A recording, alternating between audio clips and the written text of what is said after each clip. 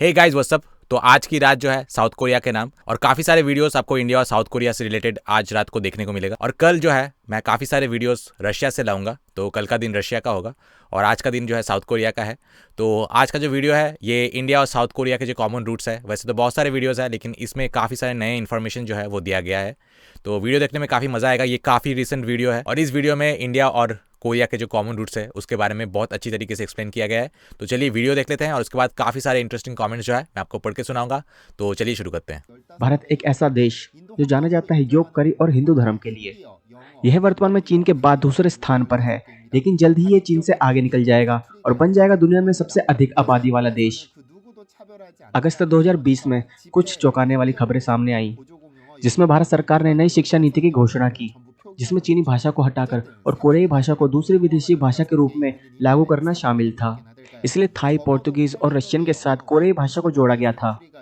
यह 28 साल के बाद एक संशोधन है कोरियाई भाषा के परिप्रेक्ष्य में, और यह एक बहुत ही प्रतीकात्मक घटना है। अपनी बड़ी आबादी के साथ साथ भारत के पास एक बड़ा भूभाग है। इसका आकार कोरियाई प्रायद्वीप का 15 गुना है। भारत में आधिकारिक भाषाएं हिंदी, अंग्रेजी, बंगाली, तमिल जैसी कुल 15 भाषाएं हैं, जिन्हें भारत के संविधान द्वारा स्वीकार किया जाता है। ये सब बोलियां नहीं है, वे आधिकारिक भाषाएं हैं। तो भारत में ये दिखाने के लिए कोई नहीं है कि भेदभाव किया जाता है, और सभी 15 आधिकारिक भाषाएं बिलों पर पारदर्शित हैं। कम से कम 800 अलग अलग भाषाएं हैं और 2000 विभिन्न बोलियां। अगर किसी को ऊपर की ओर जाना हो, यानी दक्षिण से उत्तर की ओर, यहाँ तक कि इस देश के लोगों को भी तो कम्युनिकेट करने में परेशानी होगी। इसलिए 1947 में स्वतंत्रता की घोषणा के बाद भारत ने हिंदी को अपनी आधिकारिक भाषा के रूप में चुना, और अगले 15 वर्षों के लिए अंग्रेजी अस्थायी रूप से एक सहायक आधिकारिक भाषा थी। फिर 1967 में एक सुधारित राजभाषा अधिनियम घोषित किया गया, जिसमें अंग्रेजी को केंद्र सरकार की आधिकारिक भाषा के रूप में स्थापित किया गया था। कुशलता से अंग्रेजी बोलने में सक्षम होने के नाते भारत में उच्च स्थिति का प्रतीक बन गया है। अंग्रेजी बोलने वाले देश अक्सर भारतीय उच्चारण का मजाक उड़ाते हैं, लेकिन ये तथ्य कि भारतीय अंग्रेजी को आधिकारिक भाषा के रूप में उपयोग करते हैं, जो यह दर्शाता है कि उनके पास पूरी दुनिया में शक्ति प्रदर्शन करने की क्षमता है। भारत के दक्षिणी क्षेत्र में कई तरह की भाषाओं का उपयोग किया जाता है, जिनमें से एक भाषा को तमिल कहा जाता है, जो बहुत कुछ कोरियाई भाषा के समान है। ऐसा कहा जाता है कि जो कोरियाई लोग इस क्षेत्र में आते हैं वे कोरियाई आसानी से सुन सकेंगे। यह कैसे है कि कोरियाई के समान भाषा का दक्षिण भारत में उपयोग किया जा रहा है? लाइफ ऑफ पाई नाम की एक फिल्म है जो 2012 में रिलीज हुई थी। फिल्म को इसकी सिनेमैटिक क्वालिटी और फिलोसफिकल मैसेज के लिए खूब प्यार मिला। इसके अलावा इसे 11 पुरस्कारों के लिए 85वें अकेडमी पुरस्कारों में नामांकित किया गया था, जिसमें इसने best director, best visual effects, best cinematography, best original score और भी कई तरह के पुरस्कार जीते। जब पाई ने अपने पिता और माता को पुकारा, लेकिन ये बिल्कुल सही कोरियाई लगता है। अमेरिका में बनी एक भारतीय फिल्म में कोरियाई लोगों को अचानक कोरियाई सुनकर बहुत अच्छा लगा। दक्षिण भारत में तमिल को एक आधिकारिक भाषा के रूप में उपयोग किया जाता है। ऐसे बहुत से शब्द हैं जो तमिल और कोरियाई के बीच मिलते जुलते हैं, और इसमें कोई आश्चर्य की बात नहीं है कि पिता और माँ के लिए शब्द समान हैं, क्योंकि यह एक ऐसी ध्वनि है जिसे एक बच्चा आसानी से सीख सकता है।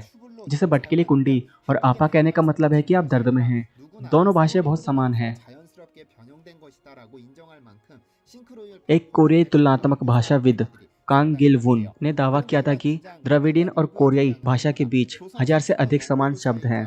1906 में होमर हुलबर्ट ने एक किताब को रिलीज किया था, जिसमें कहा गया था कि जो स्वदेशी लोग दक्षिण से कोरियाई प्रायद्वीप में पलायन कर वहां बस गए थे, दो भाषाओं के बीच समानता का सबूत है।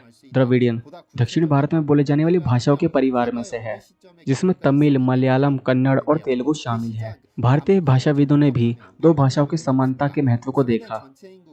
भाषा विभाग के एक प्रोफेसर ने BHU में कहा है कि यह सच है, तमिल और कोरियाई के बीच बहुत सारे समान शब्द हैं। इसके बहुत अधिक फाइलोजेनेटिक शोध नहीं है, इसलिए कहना मुश्किल है कि किस तरह के ऐतिहासिक संबंध इन समानताओं के परिणाम स्वरूप, लेकिन मैं इस तथ्य को स्वीकार करता हूँ कि वास्तव में कुछ बातचीत हुई थी। यह सब 42 AD में गया संघ के दौरान शुरू हुआ। गीमे किम कबीले से अधिकांश कोरिया बनता है। ऐसा अनुमान है कि लगभग 6 मिलियन गीमे किम्स, यदि आप उत्तर और दक्षिणी कोरिया को मिलाते हैं, 8 मिलियन से अधिक हैं। यदि आप गीमे किम्स को इकट्ठा करते हैं, गीमे हियोस और इंचोन लीज कबीले की सभा की रचना की जाती है। 42 AD में एक भारतीय राजकुमारी जिसे हेओ हांग ओके नाम दिया गया, जिसने किंग किम सूरो से शादी की। यह 42 AD में पहला अंतर्राष्ट्रीय विवाह था। उन्होंने 10 पुत्रों और 2 बेटियों को जन्म दिया था। हेओ हांग ओके ने अनुरोध किया कि उसके दूसरे बेटे का अंतिम नाम हियो होगा। अगर उसके पहले बेटे ने अपने पिता के अंतिम नाम किम को फॉलो किया, हियो परिवार के नाम को विभाजित करने से इंचियोनली कबीला बनाया गया था और अन्य 7 पुत्र बौद्ध धर्म में परिवर्तित हो गए। उनके केवल 3 पुत्रों के वंशज थे जिन्होंने संयुक्त परिवार कबीला बनाया। क्या ह्योहांग ओक्के भारतीय है या नहीं, इस पर बहुत सवाल उठाए गए। अभिलेखों के अनुसार वह एक भारतीय लगती हैं। समगो क्यूसा के अनुसार रानी ने राजा सूरो से कहा, मैं अयुता की एक राजकुमारी हूँ। मेरा नाम ह्योहांग ओक्के है और मैं 16 साल की हूँ। इस साल मई में मेरे ही राज्य के राजा और रानी ने स्वप्न में परमेश्वर को देखा। सूरो को अपनी पत्नी बनाने के लिए भगवान ने उन्हें हांग ओके को भेजने के लिए कहा। जिस अयुता का उल्लेख किया गया है वह आज का अयोध्या है, जो पवित्र नदी के तट पर स्थित एक शहर है।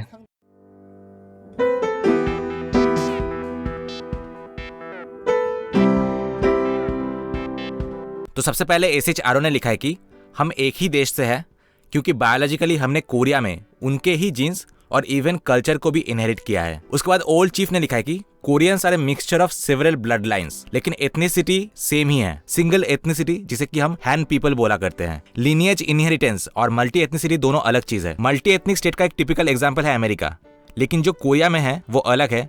और वो इसलिए अलग है क्योंकि प्राचीन समय में बहुत अलग अलग रेसेस एक दूसरे से मिक्स हुए थे, लेकिन वो सब मिक्स होने के बाद जो एथनिक ग्रुप बना उसे हैन पीपल कहते हैं। और समय के साथ साथ कोरिया में और भी कोरियंस होंगे जिनकी एंसेस्ट्री काफी डाइवर्स होगी। So more reasons for Korea to not be homophobic, और खास करके एशियन लोगों के लिए, जैसे कि बहुत लोग खुद ये रियलाइज कर रहे हैं कि हम लोगों का जो रूट है वो सेम ही है।